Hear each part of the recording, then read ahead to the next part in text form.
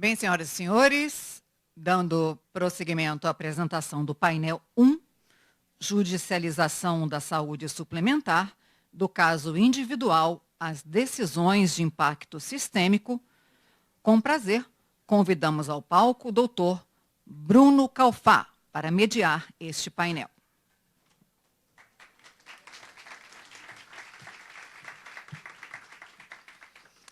Convidamos também os palestrantes.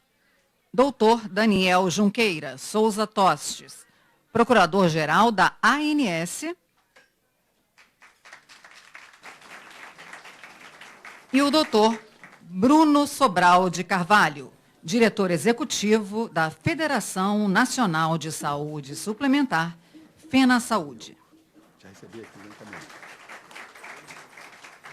Aproveitamos também para convidar o desembargador Custódio de Barros Tostes.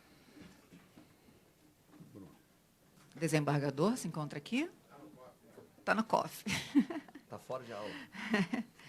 E o juiz de direito Almir Carvalho, atual secretário de Justiça de Itaboraí, para a mesa.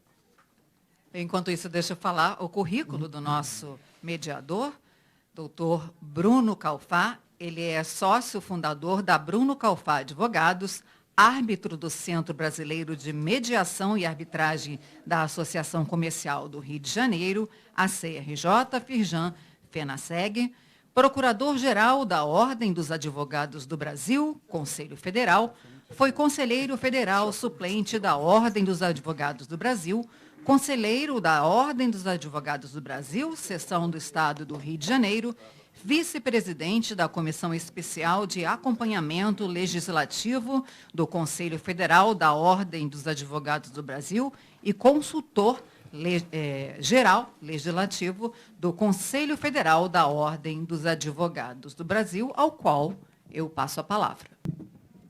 Bom dia a todos e a todas, todos os senhores.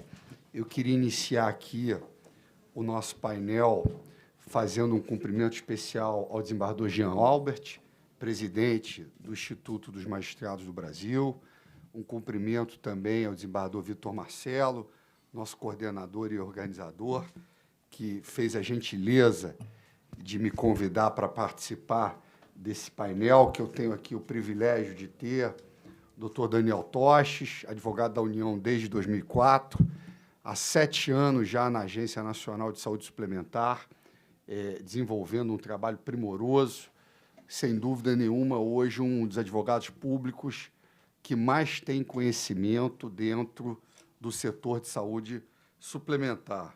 Cumprimentar também o Bruno Sobral de Carvalho, que é diretor da nossa FenaSaúde, também uma referência no setor de saúde suplementar, que desempenha também um papel extraordinário, colaborando e cooperando dentro desse setor tão essencial.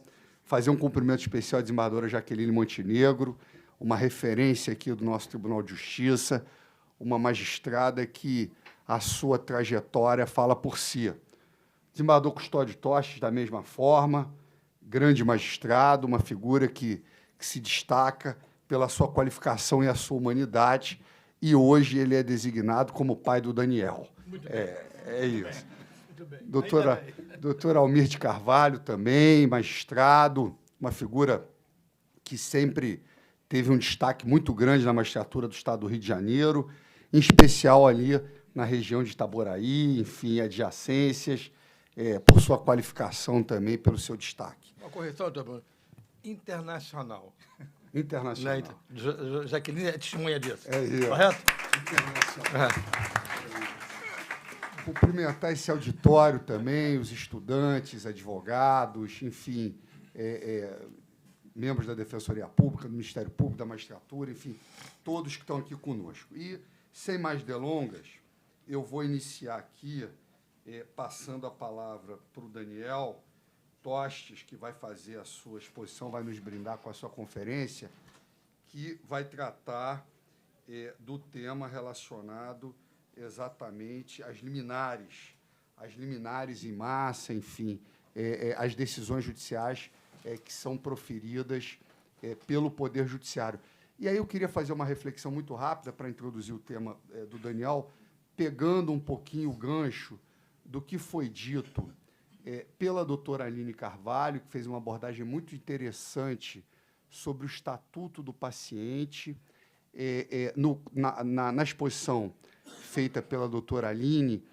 Ela trata de casos relevantes de países europeus, ela traz essa realidade do paciente, mas eu queria provocar o doutor Daniel para uma realidade que se apresenta em relação a nós, que é a realidade também trazida pelo doutor Adi Damus na sua exposição como diretor da ANS. Quer dizer, nós temos um país com mais de 200 milhões de habitantes, nós temos um país continental que apresenta realidades muito distintas entre as suas regiões, nós temos um déficit brutal do Estado em relação a prover o direito à saúde, quer dizer, prover essa assistência, que faz com que haja um papel absolutamente preponderante por parte das operadoras de plano de saúde, que acabam, obviamente, o cidadão, o paciente, o consumidor, acaba por tendo que recorrer a essa relação jurídica que é travada entre os planos de saúde e esses cidadãos. E, segundo foi anunciado pelo doutor Adi Damus, que foi o primeiro conferencista do nosso painel, nós temos hoje um cenário de mais de 50 milhões de pessoas que são alcançadas por essa relação jurídica que existe entre planos de saúde e cidadãos. Então, doutor Daniel, diante desse cenário, como tentar compatibilizar todos esses atores? Quer dizer, como a ANS pode contribuir para, dentro de um cenário que nós temos relações jurídicas, a segurança jurídica também como um vetor muito relevante, como foi colocado pelo doutor Adi, a preocupação dos cálculos atuariais, quer dizer, a preocupação do equilíbrio do sistema, de uma liminar individual, de um medicamento que precisa ser ofertado a um cidadão, mas que, por exemplo, tem um custo gigantesco aquele medicamento, quer dizer, como compatibilizar isso para tentar fazer com que nós possamos retirar o sistema da situação na qual ele se encontra, que é uma situação aflitiva, que é uma situação indesejada, que, nas palavras do doutor Adi, representa uma doença que está apresentando sintomas muito graves e que nós não estamos tendo a capacidade de retirá-lo dessa situação de enfermidade. Então, eu passaria a palavra ao doutor Daniel, fazendo essas pequenas digressões para a sua exposição. Perfeitamente. Bom, inicialmente também um bom dia a todos e todas. Registrar aqui o meu enorme prazer com a generosidade do convite, por isso agradecer ao doutor Jean Albert pelo convite, ao AMB de forma geral, ao doutor Vitor Marcelo, também muito generoso convite, que muito me orgulha, e mais ainda por estar ladeado aqui hoje, né, pela minha fonte de inspiração maior, não como profissional do direito apenas, mas principalmente como um ser humano que convive também em sociedade, por isso meu orgulho de estar aqui ao lado do meu pai e de pessoas que também tanto admiro.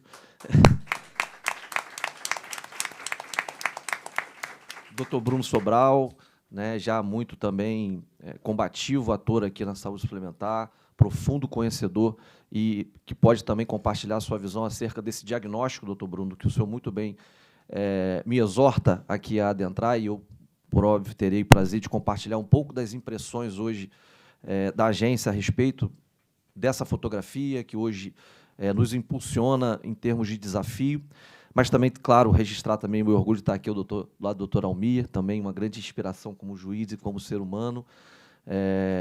E, claro, de novo, testemunhar aqui, em nome da ANS, o prazer que estar situado aqui com o Poder Judiciário do Rio de Janeiro, que tem sede, né? O Rio de Janeiro aqui é a sede da agência, e, por isso, claro, é sempre muito importante que esses espaços sejam ocupados pela agência para que a gente tenha a capacidade de, a partir do conhecimento mútuo, produzir uma forma de ação de cada um melhor, que signifique valor em saúde. Gostei muito da palestra da doutora Aline, que nos antecipou aqui, porque ela dialoga muito com os problemas que nos afligem hoje no setor de saúde suplementar.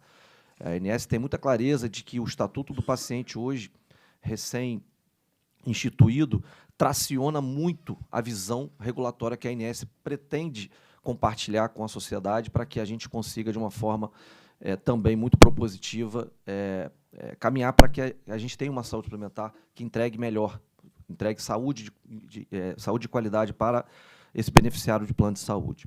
Bom, hoje a gente tem diversos desafios hoje que, de alguma forma, dialogam com as ações regulatórias que a ANS tem tomado, né? A gente tem, como a doutora Aline falou, o envelhecimento da população, o que é ótimo, todo mundo quer envelhecer com saúde, acho que isso é bom para todo mundo aqui, né? Mas, claro, isso trouxe também um novo perfil epidemiológico que também traz desafios para a saúde de modo geral, não apenas a saúde suplementar, mas a saúde pública. A doença que antes era aguda, hoje passa a ser crônica. Isso traz também desafios de todo gênero. Não só isso. Hoje a gente vê a própria base de financiamento do setor de saúde suplementar sendo, de alguma maneira, desafiada, porque o mutualismo tem se mostrado cada vez mais incapaz de prover com a suficiente amplitude todas as demandas, todas as expectativas que a sociedade hoje encarece ao setor de saúde suplementar. E aí vem um desafio cada vez maior, que é o avanço da tecnologia em saúde. O avanço da tecnologia em saúde, ela impõe um desafio a esse setor econômico, talvez de uma certa forma diferente dos demais, porque ele é incremental. A tecnologia em saúde não se substitui por si, ela incrementa, ela vai se somando umas outras, de maneira que isso, claro, traz ao mesmo lado que um leque maior de opções, mas também, claro, uma perspectiva de aumento de custo que pressiona sobremaneira essa capacidade de financiamento. E ao lado do envelhecimento da sociedade, como a doutora Aline muito bem colocou aqui, e essa é uma constatação que nos exorta a pensar a regulação de uma forma muito mais propositiva hoje, que consiga dialogar com essas demandas sociais mais atuais, vem um dado que vem se cada vez mais crescendo nos últimos anos, que é a evasão do jovem do setor de saúde suplementar. Hoje, o que a gente percebe é a permanência, a fidelidade maior da população mais envelhecida em detrimento da evasão do jovem. Isso traduz muito da própria mudança do perfil das relações de trabalho. A gente hoje vê um setor estagnado, vamos dizer assim, em 10 anos, com 50, 52 milhões de pessoas, que oscila muito em razão das próprias dinâmicas das forças de trabalho. À medida que cresce a demanda de trabalho, naturalmente cresce também a demanda por plano de saúde. Mas o que a gente percebe ao lado disso é que, nos últimos anos, vem sendo cada vez mais crescente a busca do jovem por formas diferentes de relações de trabalho. Hoje, um jovem, por exemplo, que de alguma maneira trabalha com o setor de TI, ele não mais presta serviço para uma só empresa, mas presta para 7, 8, espalhadas no mundo inteiro. Esse jovem, hoje, ele faz opções racionais. Ele toma decisões muito bem informadas a respeito de como ele quer prover a sua própria assistência à saúde, por exemplo, se valendo de mecanismos alternativos cada vez mais comuns hoje, que, num primeiro momento, era acessado pela população mais vulnerável, mas que hoje vem ganhando muita adesão desse jovem. E eu me refiro aqui, muito claramente, hoje, ao mercado de cartão de desconto e serviços congêneres. É um mercado que, no Brasil, cresce assustadoramente mais do que o mercado de plano de saúde.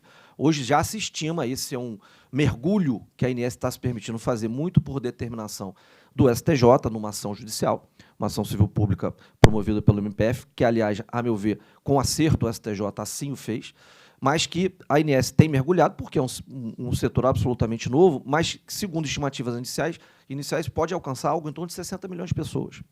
Então, é um setor invisível, um mercado absolutamente desconhecido e que também traz desafios importantes para a ANS. E é muito importante que nós, aqui, enquanto reguladores, tenhamos essa oportunidade muito franca, muito aberta, não apenas com os membros do Poder Judiciário, mas com todos aqueles que, de alguma maneira, lidam com os serviços judiciais, Ministério Público, Defensoria, Procuradorias, cidadãos de forma geral, consumidores de plano de saúde, para que a gente situe a população de forma geral dentro desses problemas. Os desafios são muitos, e é claro que, tratando-se aqui na saúde suplementar, tanto quanto na saúde pública, de um ambiente econômico em que é evidente a escassez de recursos, tomadas de decisões difíceis são inevitáveis. Mas para que sejam cada vez mais legítimas, é importante o maior grau e adesão de participação social, e é por isso que a ANS festeja muito esse momento. Eu trago aqui, inclusive, o recado do presidente, Hoje está tendo, inclusive, reunião de diretoria colegiada, provavelmente por isso que ele não está aqui conosco agora.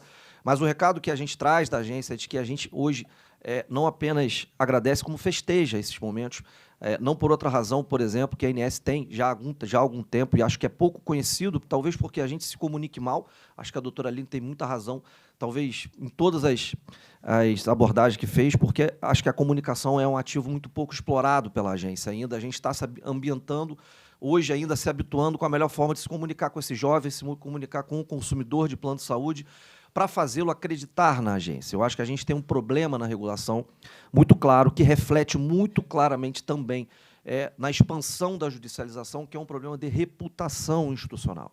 O quanto que se empresta de credibilidade às ações do regulador. Isso é crucial para que a gente desenvolva um mecanismo de cooperação e de coordenação entre autoridades reguladoras de todo gênero, e aqui eu situo muito claramente também o Poder Judiciário, porque tem, ainda que por meio de ações concretas, mas tem um importante papel de regulação nesse varejo que é devolvido invariavelmente para o Poder Judiciário, o Ministério Público, que através de suas recomendações, ou mesmo atuações preventivas, também se comportam como grandes reguladores, defensorias públicas, que são aqueles que primeiro assistem à aflição, à dor desse cidadão, e a gente tem que lembrar sempre, eu faço sempre esse depoimento quando eu posso na agência, diferente de outros setores mercadológicos regulados, né, e a gente tem alguns, tem diversos, só nominadamente agências reguladoras são 11 hoje no Brasil, 12, salvo engano, com a NPD hoje, mas o de saúde é aquele que não pode esperar. A ação do regulador, ela é premente. A gente viu isso muito na época da Covid, né? As expectativas, elas ansiam muito pela urgência, e o regulador tem que, de alguma maneira, lidar com essa expectativa para que a sua decisão gere credibilidade, gere uma reputação positiva, de tal modo que, inclusive, persuada o Poder Judiciário a também ser deferente. O que é ser deferente à agência reguladora? É simplesmente dar um depoimento de curtir, né, para pegar aqui a referência às redes sociais. Não, a deferência, para mim, é muito mais do que isso. É realmente mergulhar nas motivações do regulador para que as decisões do regulador, assim como eventuais desdobramentos que se façam a nível de Poder Judiciário, Poder Legislativo, Poder Executivo, elas ganhem legitimidade. Todos, em conjunto, consigam incrementar a sua reputação a tal modo que o consumidor passe a acreditar nas instituições. Esse talvez seja o desafio que nos une aqui, enquanto partícipes dessa ampla rede de regulação. Eu costumo dizer que a gente só funciona enquanto regulação se a regulação for situada dentro de um plano de coordenação regulatória. A gente, no Brasil, se acostumou muito, Bruno, faço esse registro sem nenhum sentido negativo necessariamente, mas é porque o hábito e muito mais a rotina, as exigências acabam, de alguma forma, nos exortando a se comportar dessa forma. Mas a gente, enquanto instituição, enquanto autoridade, aí eu me refiro muito mais aqui na posição do Estado e suas capacidades institucionais, que são diversas. O Estado, ele, quando se organiza para prestar serviço à sociedade, ele tem diversas características para fazê-lo.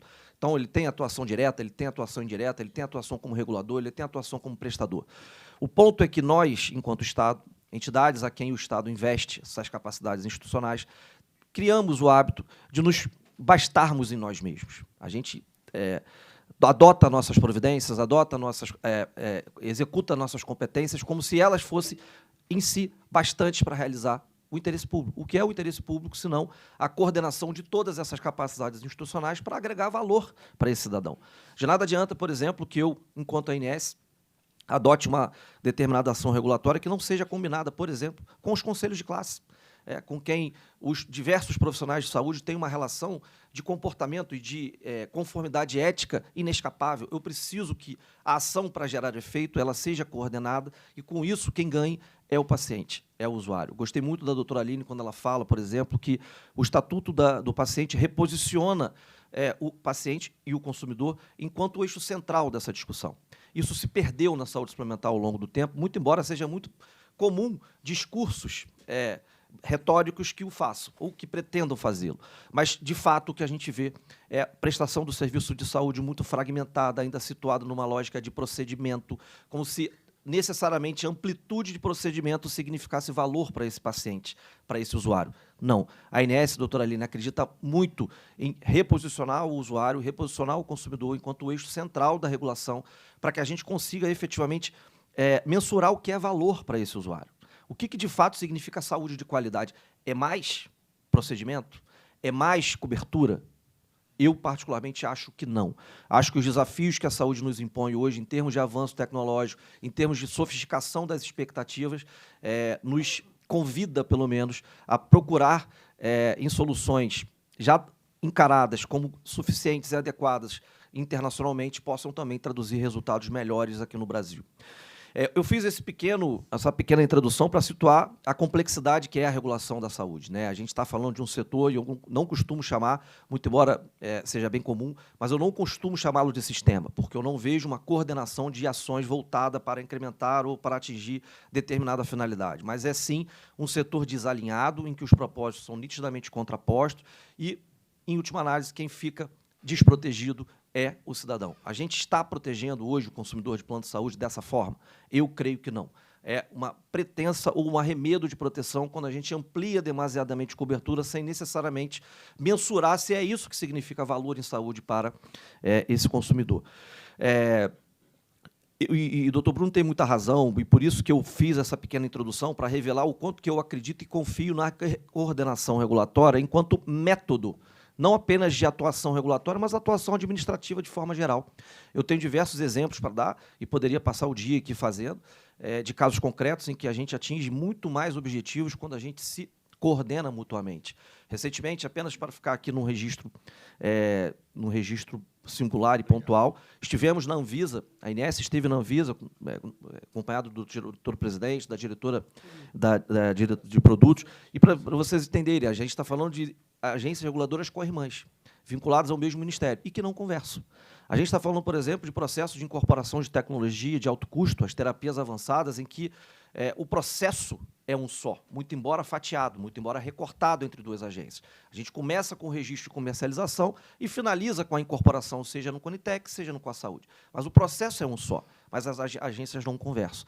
E, recentemente, a gente esteve lá e falamos sobre isso, e o presidente da Anvisa, com muita propriedade, recebeu com muita alegria essa proposta e iniciativa da agência e disse, olha, precisamos criar um comitê de convergência regulatória. Eu disse, não, presidente, não precisa-se de necessariamente convergência. A coordenação ela pressupõe, inclusive, a divergência. É saudável e democrático que assim o seja. Só que a gente precisa posicionar a divergência dentro de um mesmo espaço para que ela seja superada e, dentro de um fluxo minimamente racional, decisões difíceis sejam tomadas. A legitimidade se conquista muito mais quando as divergências são depositadas de maneira franca e leal, e, com isso, a gente consegue, mutuamente considerado, chegar a uma determinada decisão que satisfaça e funcione, posicionando, de novo, o consumidor enquanto eixo central dessa discussão. Então, apenas um exemplo de que a coordenação, para situar que a coordenação não necessariamente pressupõe a mesma visão de mundo. É natural que as perspectivas sejam diferentes, a agência reguladora tem uma perspectiva um tanto mais macro. Eu, quando eu faço a incorporação de tecnologia, é claro que eu não tenho como a literatura econômica costuma dizer, na economia comportamental, a heurística da saliência, que é normalmente aquilo que é devolvido ao judiciário, porque é muito difícil que um juiz no plantão ou um juiz diante de uma liminar, doutor Bruno, diga não por uma situação descrita de risco de vida. É muito difícil, é quase desumano você esperar resultado diverso da concessão da liminar. Mas como que nós, reguladores, como que a ANS, em especial, consegue capacitar melhor o juiz para que essa decisão não só seja deferida, mas seja bem informada, para que ela converse, que ela dialogue com os problemas que ela possa eventualmente causar. Então, para dizer que tudo isso, e aí chegando, talvez, naquilo que eu pretendia endereçar aos senhores hoje, é que segurança jurídica ela tem custo. Ela não é só um valor abstrato, ela tem custo. E eu mostro para vocês o custo hoje.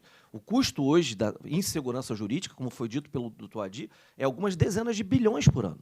Será que a gente, enquanto Brasil hoje, ainda numa condição, eu diria, precária de satisfação ao cidadão, em termos de saúde, a gente tem essa condição de simplesmente não utilizar esses recursos para que a gente entregue melhor saúde para esse cidadão? Eu acho que a gente precisa conversar sobre desperdício, e não é custo.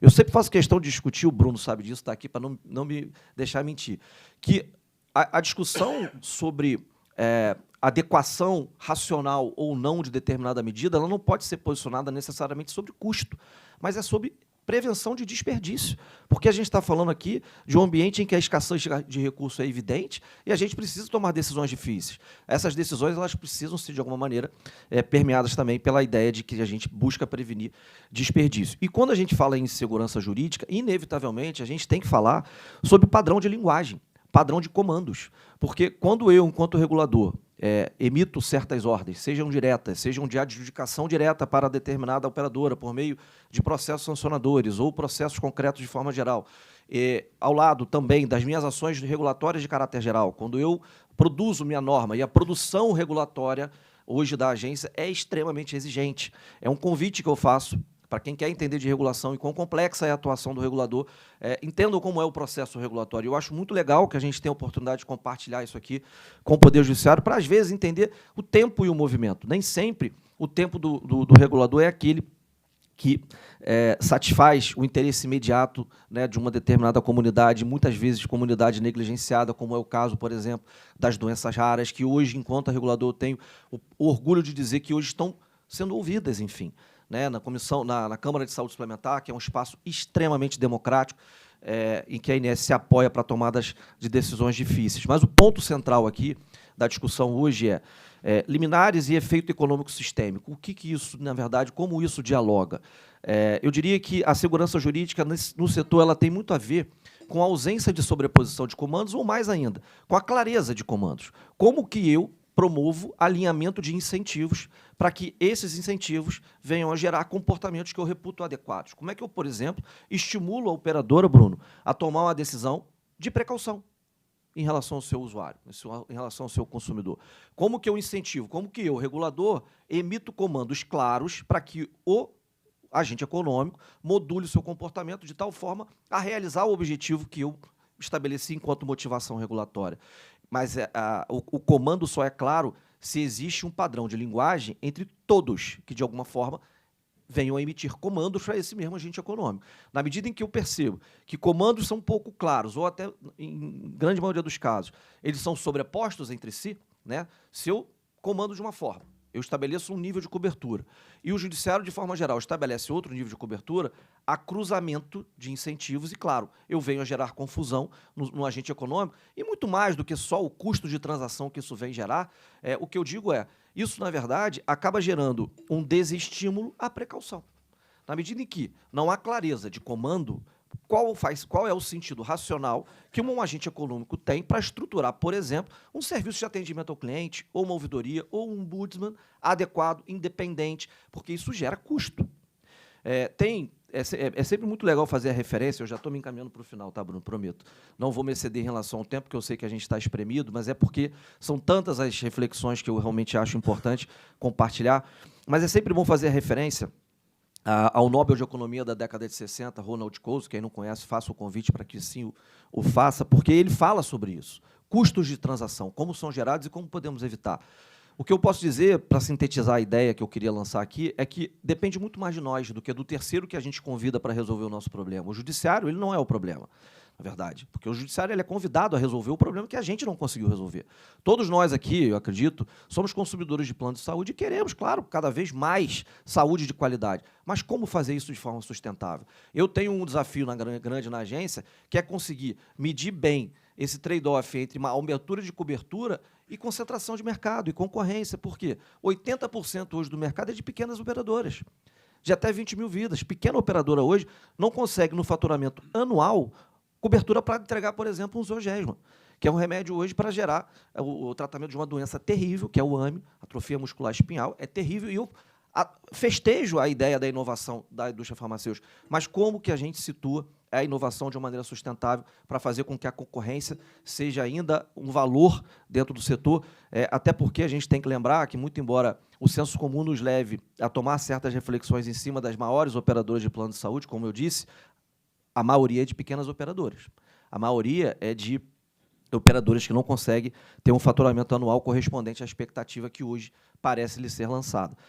Sabendo-se que o Brasil é continental. A gente sabe que existem dificuldades muito grandes de acesso, por exemplo, em situações, em algumas regiões do país. E aí, já finalizando, Bruno, assim, só para tentar, de alguma maneira, traduzir efeito prático que eu estou ponderando, porque é muito mais difícil confesso para vocês, eu ali na posição hoje que ocupo, procurar soluções consensuais. Dá muito mais trabalho. Claro que dá muito mais trabalho. É muito mais fácil eu depositar minha convicção num pedaço de papel e entregar para um terceiro, um juiz, resolver a minha vida. É muito mais fácil isso. Eu sempre pontuo isso com as operadoras, o Bruno sabe qual é a minha convicção sobre isso, mas é porque eu acredito que não apenas o consenso. Existem situações em que o conflito é inevitável, o consenso é impossível, mas a coordenação é importante para legitimar a decisão do regulador e do judiciário. É por isso que eu acho que, realmente, o importante para que a gente avance no sentido de segurança jurídica é se reconhecer mutuamente. É muito comum, eu, na posição de regulador, eu converso com o prestador, converso com operadora, converso com o consumidor e converso com a indústria farmacêutica. Invariavelmente, nessa conversa, tem um vilão escolhido. Ou é a operadora, ou é o prestador, ou é o consumidor que pede demais, ou é o judiciário. A gente tem que parar de vilanizar a discussão e posicionar, de novo, o consumidor no eixo central, porque é assim que a gente vai caminhar para efetivamente entregar uma solução que, coordenando todas essas ações, consigam avançar para uma solução minimamente adequada. Eu vou terminar, só, de novo, para traduzir em efeitos concretos o que eu tenho dito. A gente tem feito alguns movimentos aqui no âmbito do Estado do Rio de Janeiro. Recentemente tive a feliz oportunidade de estar com a doutora Maria Cristina Slaib num momento muito difícil para o Rio de Janeiro, que é o caso da Unimed, né? Acho que todos conhecem. O problema da Unimed é um problema hoje que transcendeu os limites da nossa região, porque o que exorta o regulador a tomar decisões heterodoxas em relação ao caso? Seria muito fácil, por exemplo, cogitar uma liquidação da operadora, ali é na carteira, faz portabilidade. Mas existe um risco sistêmico disso.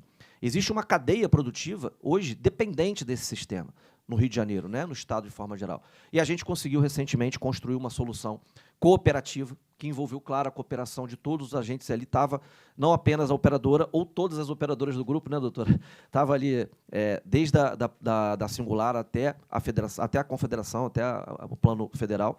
E o prestador, que era aquele a quem se encarregava a providência determinada, eu, enquanto representante da agência, né, o Poder Judiciário.